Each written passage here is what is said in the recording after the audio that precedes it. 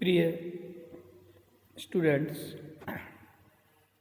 जीजीटीयू बांसवाड़ा के द्वितीय वर्ष कला के हिंदी साहित्य प्रश्न पत्र 1 में संकलित कवि केशवदास के काव्य की समीक्षा व्याख्या हम इस वीडियो में विभिन्न भागों में करेंगे। मैं professor Madan Lal Khatri, associate professor Hindi, वीरबाला Kalibai राजकीय कन्या महाविद्यालय डूंगरपुर। केशवदास ने जो राम कथा लिखी है वह रामचंद्रिका के नाम से जानी जाती है। रामचंद्रिका अपने आप में काव्य कला का अद्भुत नमूना है। स्वयं आचार्य केशवदास ने कहा है, रामचंद्र की चंद्रिका वर्णत हों बहु छंद। छंदों का अजायब घर कहा गया है इसे। लगभग सारे छंद और रीति ग्रंथ के हिसाब से, रीति ग्रंथ तो नहीं है ये, पर रीति ग्रंथ के हिसाब से काव्य चमत्कृति के सारे उदाहरण इस रामचंद्रिका महाकाव्य में मिल जाते हैं।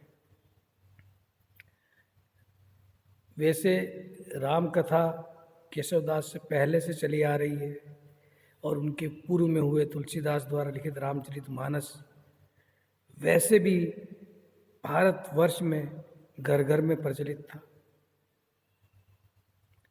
और राम कथा को फिर कुछ विशेष न हो, उसके अंदर प्रासंगिकता ना हो तो लिखना व्यर्थ था।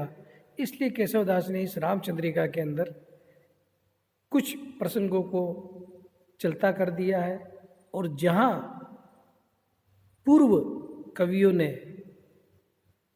विशेष ध्यान नहीं दिया, ऐसे प्रसंगों को इन्होंने बहुत मार्मिक चित्रण किया है।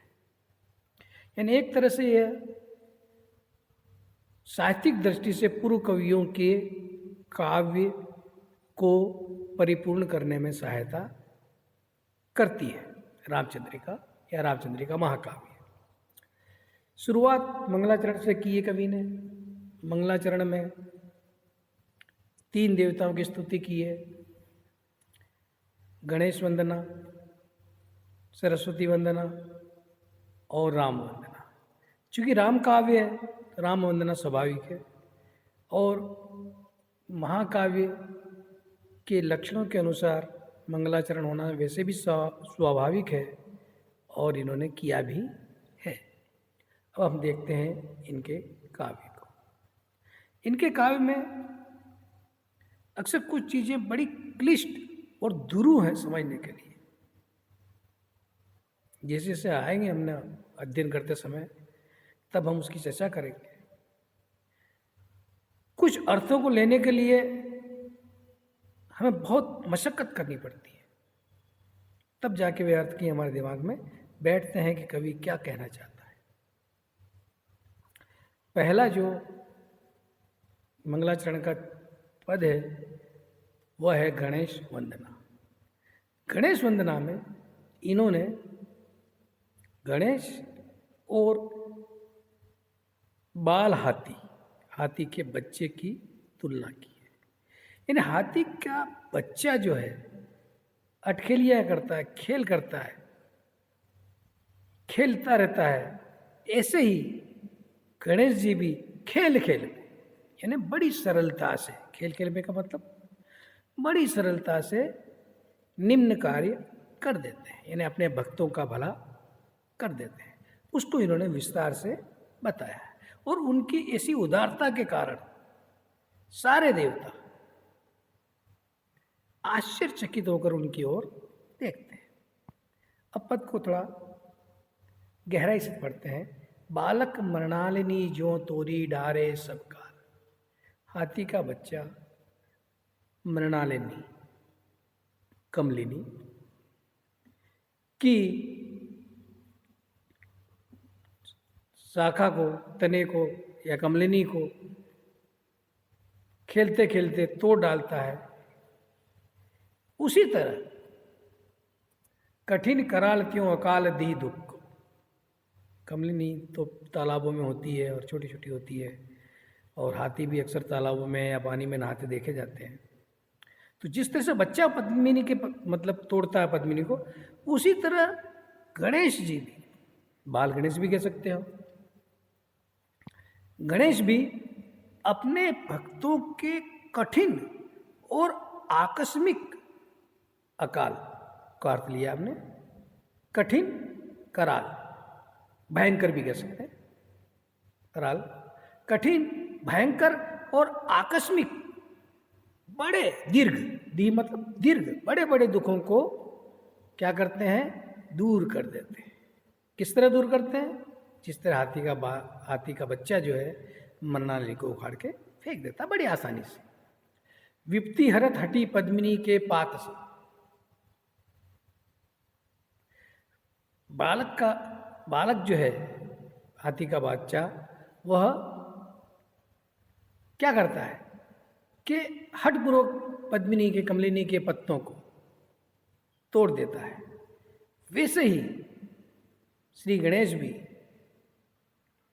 भक्तों की विपत्ति को हर लेते हैं। पंख जो पाताल पेली पठवे कलुष, कलुष परेशानियां, दुख दर्द, जो हाथी का बच्चा है जब कीचड़ में चलता है तो जहां उसका पांव पड़ता है कीचड़ में, उस जगह का कीचड़ धंस जाता है, यानी उसके पैरों के ऊंडे निशान पड़ जाते हैं, कीचड़ वहां से हट जाता है। इसी तरह गणेश जी भी क्या करते हैं, भक्तों की कलुष, उनके कलेश को दूर कर देते हैं, दबा डालते हैं। दबा डालना और दूर करना कोई बड़ी बात नहीं, कलेश को दूर कर, कलेश सारे तरह के हो सकते हैं, आदि व्याधि उपाधि सब तरह के, दुख भी कहा गया है इसे, पर यहाँ कलेश है, जीवन में जो परेशानियां होती है उसको वो दूर कर देते हैं। दूरी के कलंक अंक भव शीश सजीसम, राखत हैं केशवदास दास के वपुष को। भव शीश सशीशम, भव के बहुत सारे अर्थ होते हैं, यहाँ भव का अर्थ लिया शिव। महादेव ने जिस प्रकार चंद्रमा को अपने मस्तक में कलंक रहित बनाकर धारण किया है, दूरी के कलंक, यानी कलंक को दूर करके धारण किया है, उसी तरह श्री गणेश भी अपने भक्तों के शरीर को, अपने भक्तों के जीवन को कलंकों से रहित कर देते हैं, उनके कलंक मिटा देते हैं। कलंक मतलब कोई भी लांछन वगैरह लगे हों, उन सबको वे दूर कर देते हैं। यह देखो एक बात बताएं, भव शीश शशिशम, शंकर या महादेव के मस्तक पर जो चंद्रमा रहा है वह द्वितीया का चंद्रमा है, पूर्ण चंद्रमा नहीं है। और द्वितीया का चंद्रमा जो है, चंद्रमा की एक लकीर जैसा होता है, और चंद्रमा पे जो धब्बे दिखाई देते हैं वो बीच भाग में है। उसको बड़ी सफलता से इन्होंने अपने काव्य में व्यक्त किया है कि भगवान शिव ने कैसे चंद्रमा को कलंक रहित धारण किया है। उसी तरह गणेश भी अपने भक्तों के कलंक को दूर कर देते हैं, उन्हें कलंक रहित कर देते हैं। सांकरे की सांकरनी, सांकर लिखा है, सांकरनी होना चाहिए था। सांकरे की सांकरनी सन्मुख हो तो रहे, सांकरे संकट में पड़े हुए के संकट, सांकरनी बंधन को कहते हैं, सांकल को कहते हैं, श्रृंखला को कहते हैं, बेड़ियों को कहते हैं। यह हम बंधन ले लेते हैं। संकट में पड़े हुए भक्तों के संकट को, संकट भी ले सकते हैं। सन्मुख होते तो रहे, अपने सामने आते ही उनके संकट को दूर कर देते हैं, या संकट से जो ग्रस्त है वो संकट की बेड़ियां तोड़ देते हैं। और इस तरह की गणेश जी की उदारता को दसमुख जो है, दसमुख, मैं कहता ना कि केशव के शब्दों के अर्थों को पकड़ना बड़ा दुरूह है, कठिन है, वो यहाँ है। दसमुख शब्द प्रचलित है किसके लिए? रावण के लिए। अब इन्होंने दसमुख शब्द लिखा है, तो रावण क्यों इनका मुंह देखने लगा गजमुख मुख को? इसलिए हमें अर्थ फिर अलग लेना पड़ेगा। त्रिदेव, दसमुख यानी त्रिदेव। त्रिदेव में ब्रह्मा विष्णु महेश। अब ब्रह्मा विष्णु महेश कैसे दसमुख हुए? ब्रह्मा के 4 मुख, महेश महादेव के 5 मुख, रुद्र अवतार है उसमें 5 मुख कहा जा गया है इन्हें, शिव को, और विष्णु का 1 मुख। इस तरह ये त्रिदेव, बड़े बड़े देवता, बड़े बड़े देव हैं जो त्रिदेव, ये भी गजमुख मुख को श्री गणेश के, गजमुख श्री गणेश को कहा है, श्री गणेश के मुंह की ओर आश्चर्यचकित होकर देख रहे हैं। सरस्वती वंदना। बानी जगरानी की उदारता बखानी जाए, ऐसी मति अति उदार कौन की भई। जगत की देवी सरस्वती की उदारता, कृपा का वर्णन कर सके ऐसी अति उदार, अत्यंत उदार, अत्यंत तीक्ष्ण, तीव्र बुद्धि इस संसार में किसकी है? कौन की भाई? इस संसार में किसकी है? मति में रस भी होना चाहिए। किसकी है?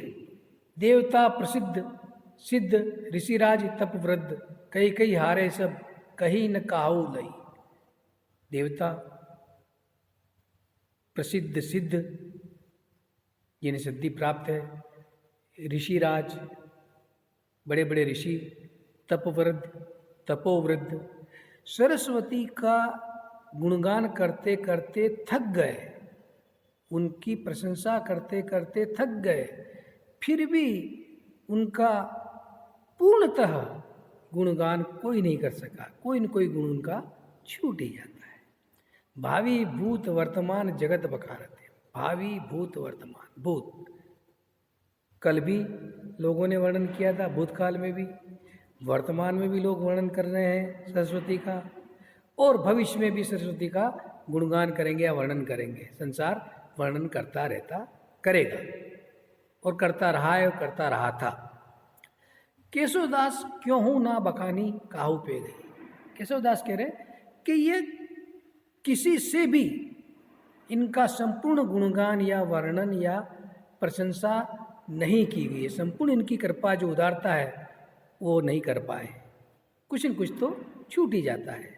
पति बरने 4, सरस्वती को ब्रह्मा की पत्नी माना है। ब्रह्मा पति जो है अपने 4 मुखों से सरस्वती वंदना करते हैं, सरस्वती का गुणगान करते हैं। पुत्र बरने 5 मुख, पुत्र महादेव रुद्र अपने 5 मुखों से इनका वर्णन करता है, गुणगान करता है। नाती बरने 6 मुख, नाती इनका जो द्वैता है या यूँ समझो पौत्र है, वह कार्तिक है। कार्तिक के 6 मुख माने गए हैं, तो अपने 6 मुखों से सरस्वती की वंदना करते हैं, सरस्वती का गुणगान करते हैं। फिर भी सरस्वती का जब भी वर्णन करने बैठो तो नए नए गुण सामने आते हैं, यानी हमेशा नया नयापन दिखाई देता है। अगला जो मंगलाचरण का पद है वो श्री राम वंदना है। पूरन पुराण अरु पुरुष पुराण परिपूर्ण बतावे। पूरन पुराण संपूर्ण पुराण और प्राचीन ऋषि मुनि, पुरुष पुराण, पुराण मतलब प्राचीन, पुराने लोग, ऋषि मुनि श्री राम या ईश्वर को परिपूर्ण बतावे, संपूर्ण बताते हैं, वे संपूर्ण है, न बतावे और उक्ति को, इसके सिवा दूसरे किसी ढंग से वे अन्य तरह से वे उसको वर्णन नहीं करते हैं, और कोई उक्ति उसके बारे में कहते नहीं है, श्री राम के बारे में, उनके गुणों के बारे में। दर्शन देत जिन्हें दर्शन समुझे ना, वे सगुण स्वरूप है। दर्शन देते मतलब दिखाई देते हैं, दिखाई देना मतलब सगुण स्वरूप है। फिर भी दर्शन, भारतीय दर्शन, षट दर्शन की बात हो रही है यहाँ, समझे ना, उसको समझ नहीं पाया। दर्शन में ईश्वर की सगुण उपासना का कहीं वर्णन नहीं है।